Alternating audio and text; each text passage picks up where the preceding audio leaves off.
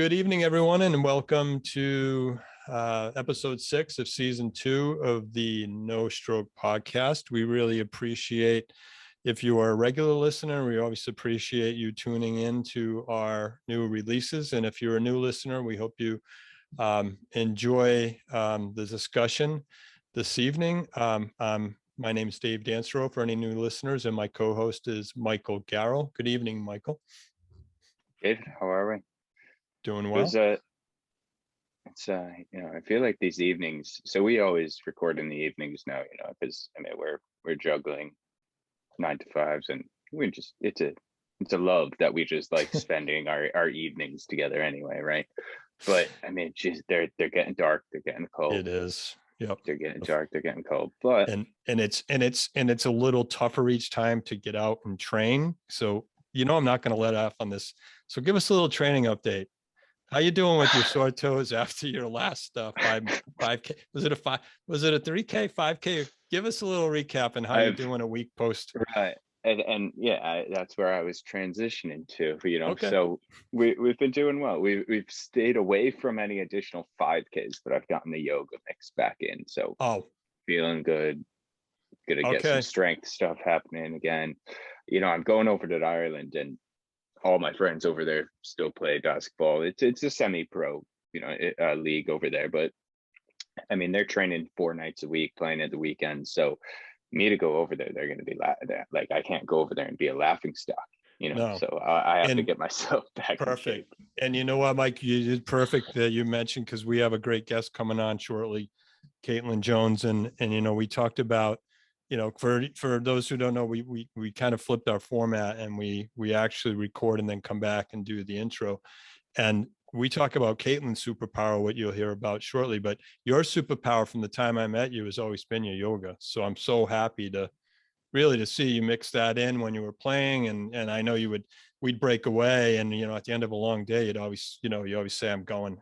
Like, I think for a while you were actually out in the park in Dublin, right? Yeah. You guys would meet outdoors, and so good for you. I'm proud of that. So thanks, man. Yeah, it's good. And even any listeners who have yet to dabble into it, give it a go. Really, it's a brilliant blend of you're working, you're building up cardio, you're building a bit of strength, but it's the other side of the house, being able to kind of unwind, and they'll teach you how to do a brief form of meditation. And it ties back into our conversation that we had a few episodes ago with Dr. Brown from Stroke OT, who talked us through that breathing exercise. But yeah, I love it, and I'd highly recommend it to anybody out there who's yet to give it a go, which is you, David. That's is you. You I'm could trying.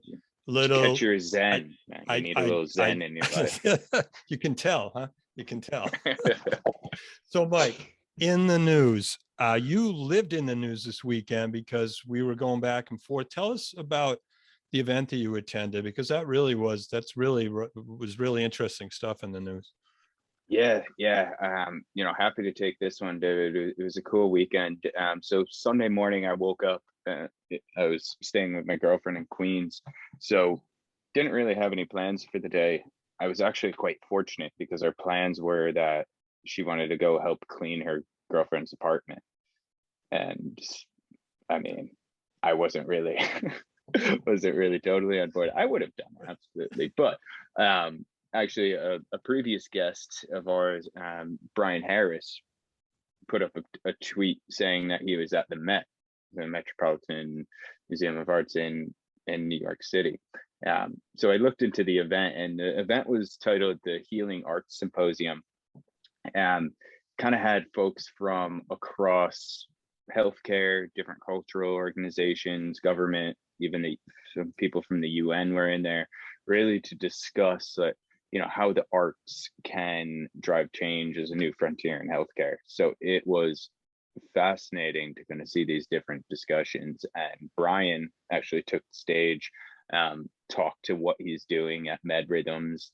And to be honest, I was in there. I missed the first half of the event, but I was there for the whole second half. So I was in there for about 3.5, 4 hours. And I have to say his presentation got the most oohs and ahs out of all the attendees. And, I think being able to flash up and say, yeah, I've just partnered with the Universal Music Group, that could have, that kind of sealed the deal. So yeah, I was fortunate after, Brian and I had a good chat afterwards, had the photo up.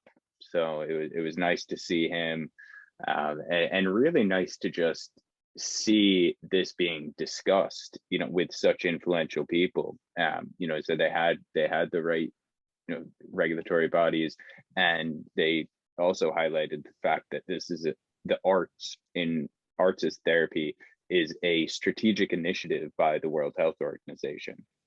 So, it's moving, and I think as we think and start defining what the arts is and how that moves into the therapeutic space. I mean, we saw examples throughout the day of dance for stroke rehab, painting in the stroke rehab environment, and obviously what Brian and Med Rhythms are doing with music as a form of stroke rehabilitation. It all goes into, again, what Kaitlyn was discussing today, of the fact that, people are expecting this type of engagement. It's not just in leisure that we have our fun and we play video games as a form of entertainment, or we listen to music, or we draw, or, anything that kind of creates that, that brings that creative side out of you. It's going to be the same for going through in a rehab experience, moving away from, as we always say, the chore to some type of engagement. So yeah, it was a really nice way to spend a Sunday afternoon. If it wasn't being able to watch the Pats get a great win, Well, yeah. I'm glad it was glad it was at the Met. I reached out to you halfway through because I saw the post and reached in, and I'm like, wow, you're there. That's perfect. And I did have one eye on the Pats game, probably the best game of the season. But I also jumped in because it was live streamed, so I saw Brian's presentation, and just like he came off in our podcast when we had him on, and the feedback that I had after that episode is, wow, this guy knows his stuff. Like, and that's probably the way exactly came off at the Met. Like, he knows we're going to get this done. Like this is a digital therapeutic. Let's get it reimbursed. Like the outcomes they're showing. And I can't wait till they, to the final data comes out. But like it's like mic drop after he presents, because it's like, what, music is here. It's part of therapy, and we know it works, and let's get it into more individuals' hands. And it's just not for stroke, it's for just about every condition that we talked about, the potential for it resonating with the brain and recovery. So that was great that you were able to kind of connect with him again. And I think for me, just in the news, the thing that that came up on an alert, it was posted by American Heart Association's Science News, because they were talking about this past weekend, the scientific sessions were being presented virtually, and anytime anything comes up about young stroke, my radar kind of goes up a little bit more. And the title of this article was "Stroke Deaths Among Young Adults Hit Some Groups Harder Than Others." And just to quickly recap the article, and we'll put in the show notes, is that, they were saying over the decades, we're trending the right way in some areas for the decline in stroke, but in other areas, in particularly young adult men, the numbers are going the wrong way. There was a slight dip, but the data over the last 10 years actually are showing, in particular, the most vulnerable population are young adult men, Black and Native American, and also Alaskan Natives. And in those segments, they're dying at much higher rates than other groups. So that was presented at the virtual session, but they mentioned the barriers, which really stick out, limited access to healthcare, the reason why this is happening. They can't afford the needed meds to control some of the risk factors, and, and also not being experience to actually understand and know the risk factor and the connection between things like, high blood pressure, cholesterol, diabetes, obesity, and just knowing and being able to get that early intervention. I think, that resonated to me and the work we're doing with Enable Us, but also with Kaitlyn's interview today, talking about the finding innovation and treating and using technology and the work she's doing, because you have to make recovery and rehab engaging and fun, and that population is what she does a much better job explaining, like those folks that are surviving younger, they're going to be the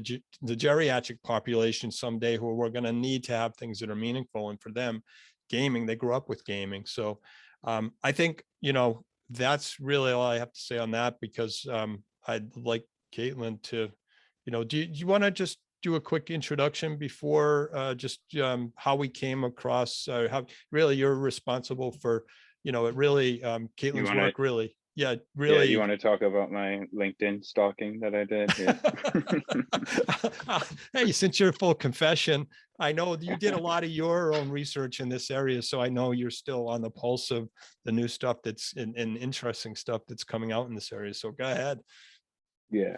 So I came across Kaitlyn from a mutual contact on LinkedIn. Actually at an event you attended, so the Rehab Tech Summit that was last year.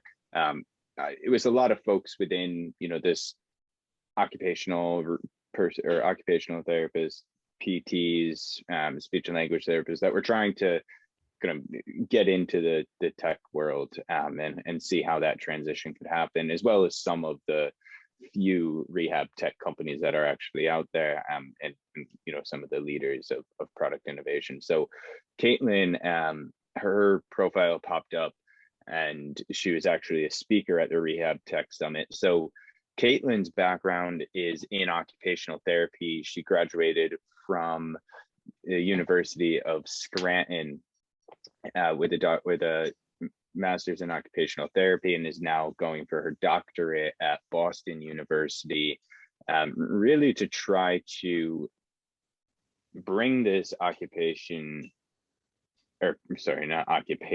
bring the occupational lens into how accessibility is thought of in scaling these video games. And I think she kind of did a really nice job at differentiating what leisure is compared to, therapeutic type of rehab experiences and video game experiences. So yeah, it's an interesting blend, to go from being an occupational therapist to working now at Microsoft and looking at an Xbox as the main product line that she's under. But yeah, the accessibility role really is to understand how people use products that might have disabilities, right? So if you're blind, having a screen reader on that reads all the text, so I deal with that on a day-to-day, as I build product, with my role with CVS. Obviously it's important for us, for any user to be able to come on, access the care that they need through our websites. But when we think of this from a therapeutic lens and how the role of accessibility is going to really be a game changer, and I think it's going to be the role that scales digital therapeutics in a rehab setting, because it's so crucial.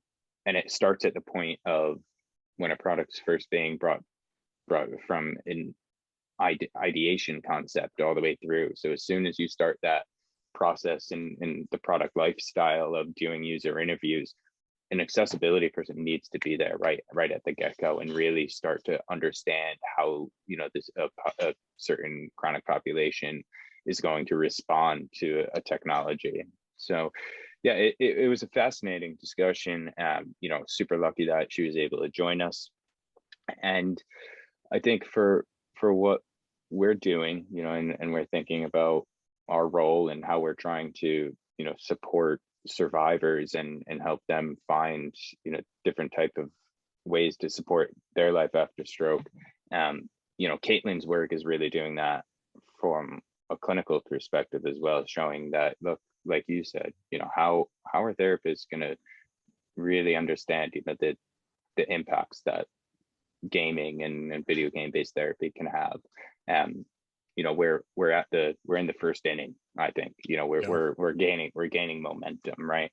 And she did a really nice job of talking through some of those barriers, and what she sees as the future and how we're going to get there. So we're definitely early on in the game. I like the way you put that, early on in the innings there, but it's going to take skilled players like her. And she's, we use the term superpower, but I think our guests are going to really enjoy this discussion. Yeah. So let's get to it. Without further ado, let's welcome in Kaitlyn Jones, Occupational Therapy Program Manager at Xbox. Hi, good evening, Kaitlyn. Thanks for joining us tonight. I think before we started the recording, you were telling us we're on different time zones. David and I, as the guest viewers know, we're kind of East Coast, split between New York and Rhode Island, but I think you might be our first West Coast guest. So welcome. Yeah, thanks so much for having me. I'm out in Washington in the Seattle area, but super great to connect back with the East Coast. That's where my parents are at. So very good, very good. I think you were telling us before, New Jersey, that was home for you as a child. Yep. Oh yeah, yep. Very nice, very nice. So Kaitlyn, before we dive really into the thick of it, we got connected through a mutual friend who was at the Rehab Tech Summit a few months back. But I came across your work and it just really popped out to me, so let's bring our guest through. We've given a bit of a background in terms of your role and what you've accomplished, but let our listeners know, who is Kaitlyn Jones? What are you doing now? And what's in store over the next few months and years? Yeah, so my name is Kaitlyn Jones. I'm an occupational therapist by background, and I also am currently a program manager on the gaming accessibility team at Xbox. So a lot of what I do in that role is working with our first-party game studios, as well as our hardware teams and our Xbox platform settings and user interfaces, and try to help make those as accessible as possible for our customer base. So a lot of it entails, working with the disability community to kind of bring in their perspectives and make sure that what we're putting out into the world can truly be used and enjoyed and played by as many people as possible. So a lot of it is I get to use my OT background and kind of clinical reasoning and experiences to inform these accessible design efforts over at Microsoft. That's super, super exciting. And so for those guests now, not to say, our guests aren't cool and we don't have like people who are in the know. So Xbox, give a brief elevator pitch, what is Xbox? What's this gaming world, and kind of put it into reference of, people might be familiar with like the Wii or something like that, but can you give a scaled back version of what exactly the technology is that you work on?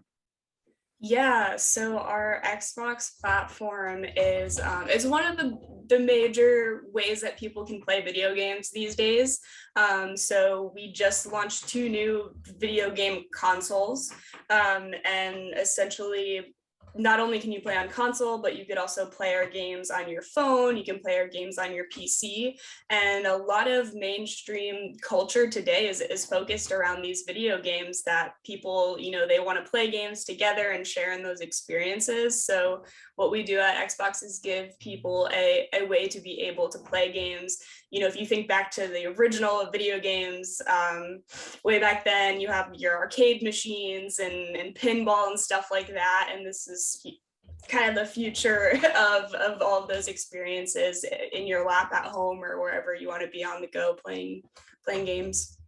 I don't know if that answered your question. I've never been asked to talk about what Xbox is. I guess we should have. I guess this could have been a question maybe for David. Bring us back. What? So some games you grew up on, David. What are some games you grew up on? Oh, do you want me to? I have a list. I mean, are you? Is this going back to the age difference again, Mike? Come on, confess. Do you want me to say Atari? What do you want me to say? No. Hey, just give us your best. I personally, Kaitlyn, I know we're just getting to know each other. I personally did a lot of my own stroke rehab on the Wii. I found the sensors to be very engaging and fun for me with a young family to not think I was doing rehab when I was having fun with my kids. And my family now has, I think, just about every system, including Xbox. Those were I know in that we do part of our shows, a lot of times we are following sort of what's happening on the rehab side. Can you, and because Mike kind of stole my thunder in asking a question about Xbox for our listeners who might not know, and this is a question related to, is the Kinect system part of Xbox? Is that? Yes. Am I? Yes, Kinect is part of Xbox. It's not a product that we sell anymore, but they're still out and about and can be used with older Xbox consoles, and used to be a product that we shipped along with the Xbox. Yeah. Okay, so there we go again, Mike older, right? But the reason I bring it up is because there were some rehab tech companies early on that were using that to connect and do some remote monitoring or telemeasurement back into the home using the camera system. So, but that's we're moved well beyond that, it sounds like. So. Well, actually, so when you talk about Kinect in the Xbox sense, it's no longer, but Kinect has been brought back to life from the grave. And there's now a device called Kinect for Azure that came out not too long ago. And it is still sort of a camera system, but it's more for enterprise type folks who use the advanced camera for like monitoring people walking in and out of their buildings and other types of like machine learning type focus by using this, improved camera from the original Kinect. And we have heard a lot of clinical, maybe not a lot, but some clinical folks in hospitals trying to use this new Kinect for Azure device to monitor patients who are about to fall in their hospital rooms, or the heartbeat of babies and chest rising. So we are still seeing it come back into the clinical space as well with this new device too. Okay. Yeah. Well, thank you. So back us up a little bit here, Kaitlyn. Like what drew you to the intersection of occupational therapy and technology, video games? Were you an avid gamer growing up? Like, is this your dream job? Everything all the stars aligning? I always was an avid gamer. I used to play for hours and hours when I was younger. But what really got me into the clinical space was back when I was in high school. My dad, he's a mechanical engineer by trade, and he had quite a few friends who were veterans who kind of came back from being deployed with these really severe injuries, missing anywhere from 1 to all 4 limbs, having different types of traumatic brain injuries, spinal cord injuries, things like that. And within the veteran population, playing video games we found it a huge thing among them, because it's something that they did a lot of the times prior to deploying. And then when they were deployed, they could play during their downtime to kind of escape from the stressful situations they were in during deployment. And they could play with friends and family back home and use it as a form of connection. So to have a lot of these veterans come back and be missing 1 or both hands or fingers and not be able to play video games anymore was pretty devastating for them. My dad decided to just start cracking open Xbox controllers and hardwiring out adaptive controls that kind of could be accessed by them, since the buttons on most standard controllers are very tiny, not optimized for somebody who's using a residual limb. And he really liked doing it. He started a nonprofit called Warfighter Engaged. And I thought the work that he was doing was cool back at high school me. And he would take me to some of the hospitals that he would work at and with the folks there, one of them being Walter Reed Military Medical Center in Maryland. And I met some OTs there. Again, like late high school, didn't know what OT was, but saw them working with amputees to teach them how to use their prosthetics to, prepare a meal and feed themselves. Thought it was super cool. Went to school for OT. And then our nonprofit got connected with Microsoft on the Xbox Adaptive Controller project, which I could talk about more. But essentially, I wasn't planning on going into tech, and this serendipitous connection with the tech world and gaming came up, and everything kind of went from there. And it's an interesting, way to get involved. And I think, at least David and I, and for, the listeners who've been with us for a while, it all usually starts with, that why, what's drawing you. And, David and I were doing this for a personal reason. And it sounds like you had that same drive, by the work that your father was doing, and being able to actually go into the clinic and see these vets coming back from war, not being able to do something that they love doing, right? And I think it's so cool that you're now being able to see that impact and that transition for a veteran who came back at one time not being able to play a video game they loved, and now because of what you're doing and what you guys are built, they have that joy, they have that thrill again. So how, like, when we think about a stroke, the stroke survivor community, many folks are in that same bucket, right? They're now dealing with this life-altering event, whether they can't use their hand the same way, their foot's, they have foot drop, any of the, disabilities that unfortunately result as stroke. I've done a bit of work, and research into what the power of like virtual reality and how immersing yourself in a different environment really has impact to not only rehabilitate you physically, but cognitively as well.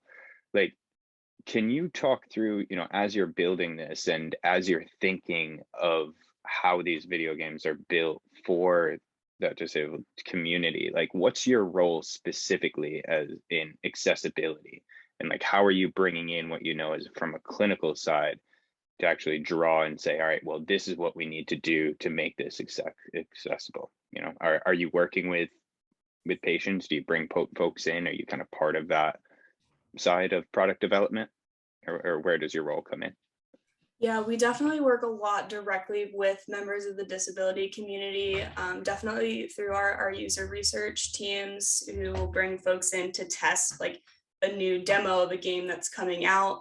If that team, maybe they did put some accessibility features and maybe they didn't, but to just get the prototypes of stuff that we want to ship into the hands of players who could give us feedback based on their experience as someone with that disability to improve upon it is really important. Part of what, our team kind of partners with the user research team on. We also work a lot in the community. So we'll do game nights at local hospitals and different hospital networks and things like that, where I'm kind of able to use my OT previous language and knowledge to teach the OTs who are sometimes not familiar with gaming or technology at all, how to use our devices and set them up. So players who do have specific hardware or software accessibility needs, they can, help them navigate that space for them so they can actually play. So a lot of times I kind of think of it as almost activity analysis is what we call it back in the occupational therapy space. Is, if you're breaking down an activity, let's say it's somebody is doing an objective in a game, what does that player need to be able to do in order to be successful? So let's say let's say the game only portrays characters visually. So if you can't see that an enemy is shooting at you because there's no noise letting you know and you're blind, how do you navigate the game space when the game is only giving you visual cues and you can't see the visual cues. So that's where we advocate and educate our game developers, talk about these people's experiences, pose the problems to them, and then have them get a better understanding of what these barriers are, and then do things like implement spatial audio for any visual cue in the game. So players who are blind or deaf or vice versa have both cues through different sensory channels to actually navigate through the game space. And that's just one example of game accessibility, but it's really just talking about, you know, when you design this thing, what expectations are you setting? Are you expecting that a player can, let's say it's a controller, like by making the button on the controller the size of a pencil eraser, you're setting the physical expectation that everybody can isolate a single finger and press a button the size of a pencil eraser.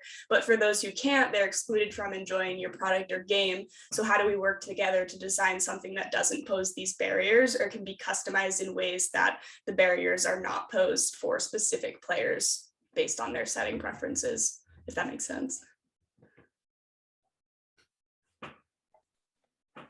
Yeah, that makes perfect sense, and wouldn't have thought of those of drilling down to that in terms of accessibility. I'm learning a lot here, actually, and I appreciate your insights. If you Mike mentioned the beginning, common connections at the Rehab Tech Summit. Was this the focus of your talk there, or what? I don't want to put you on the spot to recall exactly what it was, but I'm just wondering if it was access. Were you educating other? You know, I was there as a PT. There were a lot of OTs that attended. It was a virtual event, but I was curious if the OTs that maybe, like, part of the excitement that, or the big takeaways I learned was the networking. Were you approached by a lot of other OTs about what you just described? Like, how do we bring that into the clinic? Or were they more interested in, like, how do I get a cool job like yours? Like, were they ready to make the switch, or was it kind of a combination of both, maybe? I would say it was a combination of both. I think I should have said this earlier on because it's definitely an important delineation. So I think there's accessibility for leisure, and then there's accessibility for therapy. So what I just described, where it's like we're trying to design games and gaming hardware so that people at home can easily play them without barriers, I see that as accessibility more so for leisure. And then when it comes to therapeutic accessibility, the difference with that is using games that have a base level of accessibility and actually giving patients the just right challenge to be able to use games to produce therapeutic or functional outcomes. So a quick example of that is if I have a patient who, you know, let's say that they're working on their dynamic balance. If I was designing a hardware setup for access, I would put both buttons really close together because then they could just use both of their hands to tap buttons. They don't need to move. If I was designing for therapeutic accessibility, I would have them standing and then put the two buttons very far apart on the table and have them shift their weight back and forth to work to press those buttons on time while they're engrossed in the game and provide that challenge to them, but still in a way that's baseline accessible. It's not a game that's so hard they can't even play. So there's some talks I give is more about therapeutic access. How can we use games to provide that just right challenge to engage clients and patients, but still produce those outcomes? And then some of it is, how do we just make something fully accessible for a player who just wants to play and enjoy the game, but as is off the shelf, it's not accessible for them just yet. Yeah, that's interesting. And, you know, unfortunately, I didn't attend that stroke, or not stroke, but the tech rehab summit. But that focus is almost a different streamline of other digital therapeutic digital health companies, right? Because when we think of like what has over the past year and a half since the pandemic really scaled in the digital health space, it's at-home fitness. You know, you look at like the Pelotons and those devices, and then more specifically in the clinical sense, you look at diabetes prevention and management. And for the most part, when you're designing products for that population, you're not dealing with a population that have like stroke survivors who might have a physical cognitive impairment, right? Not to say they can't use that technology, but it's almost, when we look at the stroke rehab space, and it's almost been kind of tucked away in terms of like products that are in parallel to the likes of Livongo and those digital health apps that work for a certain chronic population. And they're just saying, oh well, no, this won't work for neuro rehab because blah, and don't really give an explanation. So I'd be interested to see, like, what do you think? Granted, that event last year was at the start, it was at like 20, it was through the pandemic, right? Yeah. Yeah. So like, what do you think has changed in the landscape over the course of the past year? If when they have this event in another couple weeks, or I think it's coming up in February 2022, I believe, what's changed over the past year in your eyes? Yeah, I'm not too familiar with the, app space and a lot of those digital health things, but I think the biggest kind of piece of feedback that we get from our players is that a lot of times, we'll try to give them therapeutic games, or, games that are specifically designed for therapeutic outcomes by, rehab tech companies. But at the end of the day, what we see is that gaming is really a big part of culture. And if you're going to use gaming in therapy with folks, like, people want to play what everybody else is playing. They want to engage in that piece of culture, and they don't want to play a very basic, simple therapy game on an arm bike that seems monotonous. They want to play Halo and Fortnite and all the other things that their friends are playing, and engage with those friends and family. So I think what I've seen as improvements in the space is just more and more accessibility features, and ground being broken in terms of actual game studios and hardware developers just putting products out on the market that are accessible at a baseline, thus allowing therapists to use more of these commercially available games, which also tend to be a lot less expensive than therapeutic rehab machines and stuff like that, and being able to integrate that into their practice and not being limited anymore. Yeah, I think that's a great point. And as an occupational therapist, what do you think makes you good at your job as an accessibility role, I suppose? What's that uniqueness that you bring?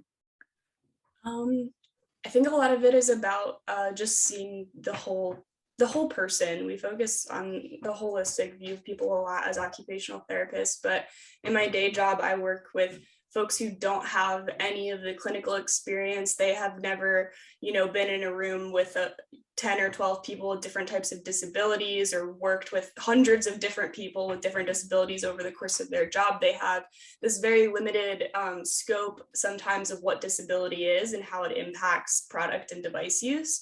So I think just being able to take that holistic perspective of, it's not just about finger movement, but let's also think about, the cognitive load and some other stuff that are all kind of coming into play simultaneously when we're looking at product accessibility, is something that I think more people definitely could have, but they weren't OTs, or they weren't PTs or clinical folks that just got that hands-on experience in the same way that I got to before transitioning over. And So allowed you you hear have that? it. Yeah. I was going to say, occupational therapists out there, you guys are in a great spot, to make that transition. Definitely. Sorry And to just cut you off, add, Tiff. and understanding workflows from the clinical. So what seems like maybe a great idea in the lab has to fit into, the use of time and space and the resources that clinicians have. So you have some superpowers there. So I'm glad you're using them well. So let's transition into your other superpower, doing this on top of a doctorate. So your research, I'll have to look at my notes, promoting the use of commercial video game based interventions as an engaging and meaningful occupation in occupational therapy treatment sessions to improve targeted client outcomes, is what I have. That's a mouthful. That's a mouthful. Yes, it was. I need to rewrite wherever you took that from. So talk us through, this doctorate research that you're doing, and what's your end goal with it? Yeah, so I think ultimately, in lesser words than all the ones you read just now, I really want to make it easier for occupational therapists to be able to use video games with their clients more regularly, because there is research that supports the ability of video games to help clients engage in activities for longer periods of time because they're engrossed in enjoying the game. They're not focused on their pain or fatigue or things like that. But the more OTs that I talk to, especially those who reach out knowing that, I work with Xbox gaming company, is that a lot of them have been voicing very similar barriers to why they can't just easily start using gaming with their clients. And some of those main barriers are things like cost. It's not no cost to just buy a gaming console. That's hundreds and hundreds of dollars. Plus you have the controllers, games, different switch buttons and adaptive hardware setups for your clients. So big barrier is cost. Another barrier is just they don't really know where to start in some sense, especially if they're not gamers or accessibility professionals. It's like, where do I even wrap my head around what I need for my clients, how I do setups that engage those functional outcomes, the just right challenge, like I talked about earlier.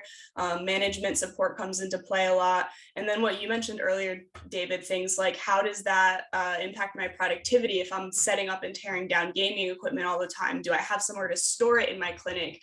Do I work somewhere where it might get stolen if it's in, the community room or whatever? So my goal is to kind of look at all of these primary barriers that make it difficult for OTs to adopt gaming in, create an intervention plan that addresses those barriers, which include donation of equipment, as well as training videos specific to occupational therapists that go through both the basics of just setting up an Xbox controller, setting up an adaptive controller, as well as picking games that promote certain types of therapeutic outcomes, how to do the hardware setups to promote those therapeutic outcomes, and then discussions around how you actually document your use of gaming in therapy, because that's another big fear is like, well, if I use this, is it not going to be reimbursable through insurance unless I say it or do it a certain way, that kind of thing. So essentially that's the goal of my doctoral project, is to address these barriers and see what is the most effective in addressing these different barriers, and hopefully try to create a true system or process out of that, and hopefully partner with Xbox and Microsoft to kind of back whatever it is we find that is effective through the research, and just get more gaming in the hands of clients and patients, because I think it's important that OTs know what it is and how to use it. And even if that's not for them using it in the clinic, we're going to see more and more and more clients come in that hold gaming as a meaningful occupation because they grew up with it. It's familiar, it's culture to them. So as OTs, for us to not be prepared to help our clients re-engage in something like gaming, even as a leisure activity, because we don't know the technology, we're not doing our job, we're not serving our clients as well as we can be by not learning about this stuff and helping them navigate it. So yeah. Actually, that was way more words than what the original sentence you described my project as. So, but that's kind of the gist of it. Well, I understood your answer better than I understood Mike's question. So that was really well. So if you can pinpoint those outcomes and put it in meaning, that's really important work, because, we share the same pain points as OTs and PTs. It's all about justifying outcomes, especially now with the reimbursement the way it is. So that's important work. Can you, I don't know if I missed, where are you doing your doctoral work? Yeah, it's through Boston University. Great. Yeah. Amazing. Yeah. And, obviously, you're drilling in a focus of occupational therapy, but it's across the care continuum, especially when you think of stroke and speech and language therapy being, a main focus, and a lot of apps out there, but it's that ease of use. And I think, like you said, reimbursement, there's so many things that still need to be discussed and remain barriers. As we talk about getting this technology into the home, into the clinics, how occupational therapists and other therapists could use this technology. So with that, like, who do you see, and you've gone back and said, I hope we could partner with Microsoft on this. Do you see a company like Microsoft being able to really drive this change at scale, or is it going to be kind of the smaller companies that are more targeted into narrow focus for specific therapeutic tools? I think it's going to kind of have to be work on both sides of the clinical community and both large and small tech companies, to be honest. As long as we as therapists can continue to use their products and do research showing the efficacy of using their products with our patients, they'll hopefully see that investment to continue to create these accessible products for us. And by them knowing that, when we have OTs who are treating hundreds of clients who thought they would never game again and now can, what we're doing for a company like Xbox or Microsoft is bringing back all of these gamers and subscribers who previously, quote unquote, left their platform, and now they're back at it. They're gaming again, they're purchasing games, they're, buying subscriptions, hardware. So, unfortunately, when it comes to big business, a lot of it is obviously funds and money driven. But I think if we can show the monetary value and holistic accessibility value of using Microsoft and Xbox's products, they'll see the value and continue to work with us to invest in this, cyclical manner. Yeah, that'd be brilliant. You'd love to see, accelerators, things built out of Microsoft in this area. I think that would be amazing. David, do you want to move in? And I know we usually hold this question last, and I'll let you take the reins on this one though, for the magic wand. Yeah. First of all, this has been I've learned a lot on this session, especially regarding your insights, Kaitlyn, on what's meaningful. And I know our magic wand question is usually about if you had to wave a magic wand, and what would the ideal experience be to improve rehab and outcomes.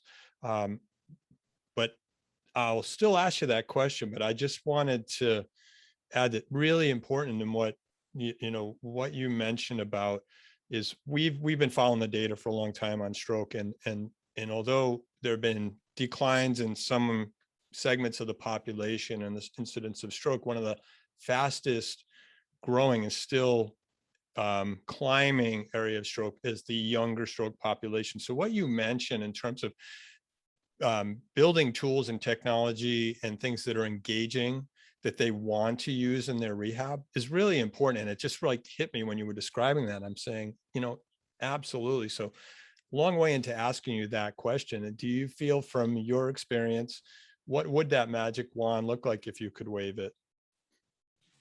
Yeah, I think it would be exactly that. And I hear that a lot from therapists is when we're talking about gaming, and they'll kind of say, well, I work in a skilled nursing facility, or I work with the geriatric population, so my ears are shut as soon as you start talking about gaming. I know my clients don't want to do that and don't care about it. So I think on one side of things, to those people, I would say you might be surprised, because even if that client doesn't, maybe their grandson does. And if you could have them play a game together as part of their therapy, you might be surprised at the outcomes and the increased engagement. But then on the other side of things is like you mentioned, David, going back to the different ages and populations of folks, is that obviously, for those who are younger now in rehab for stroke, super relevant. But sorry, of course, my dogs are fighting right now, if you hear them on the ground. But the other part of things is, our current pediatric populations today are the geriatric populations of tomorrow. And we're currently seeing, I think it's those who are about 30 to 35 right now have technically grown up with video games in some capacity available to them very regularly. So they're the gamers of 15, 20 years from now who may be those geriatric patients, and they're going to hold gaming for the most part as that meaningful occupation. So even if you don't think it's relevant to you now as a therapist, it's coming soon where it is something that's going to be very relevant to you and your clients. And I wish that, if I could wave a magic wand, as we could adopt kind of that mindset more of it goes beyond just what you think that your client is interested in, but rather how can you engage the family now, and then down the road, are you prepared to tackle clients who are interested in that not too far from now. Super. So well said. You've it's obvious you've shown us some of your superpowers. Keep doing the great work that you're doing, because what the insights, and that I can't wait to be able to share this with our listeners. This was a great a dive into an area that Mike will say, because I'm a little older, maybe I don't understand as well, but we do try to stay up on what's go ahead, Mike. No, I think you did right. And I think it's like, the video games of the 70s aren't what the video games are of today, and it won't be what the video games are of the future. Anybody who followed Mark Zuckerberg through his metaverse that he came out with recently kind of shows that we're going to work in a different way in 20 years. We're going to have relationships in a different way, and where patients are going to, unfortunately, continue to have kind of issues that result in a rehab experience. So if as we transition with that, I think the work you're doing is super pivotal, not only for the patient but for therapists as well, to really understand that patient experience and know what's coming. So thank you for your time. It's been really, really useful to dive into this, and as the space continues to grow, more occupational therapists need to get into this space, because like you said, you do have superpowers that are different than not to say that the average body going into the accessibility space, but it is true. Your clinical focus is how do we look at day-to-day function, and being able to bring that into a product that is going to be used is very important. So continue the great work, and who knows, maybe you could be a reoccurring guest after you finish your doctorate. And we thank you for giving us as much time, because you must be a very busy woman. Especially, what is it, 2 dogs or just the one? You said your dogs were fighting. So they were. There's only 2 as of now. So this was super great. I'm so just grateful that you guys are looking into this kind of stuff and talking about it, because it's so important. So thank you for having me. I really appreciate it. Thank you for joining us this evening, and we'll put all the resources and your causes in the show notes, and along with ways for folks to reach out to you if they have any questions. So with that said, Mike, take us out. All right. Well, for us on the East Coast, it's getting to about dinner time. So I think we're going to head off and have ourselves some dinner. But I know you're a few hours back, so I'll let you enjoy the rest of your evening. And again, anyone who's interested in contacting Kaitlyn, I believe we'll have your Twitter handle, any other contact information. So take a look in the show notes, and stay tuned for some brilliant work out of Seattle. Thank you. Thank you, Kaitlyn. Thanks, Kaitlyn. Thank you.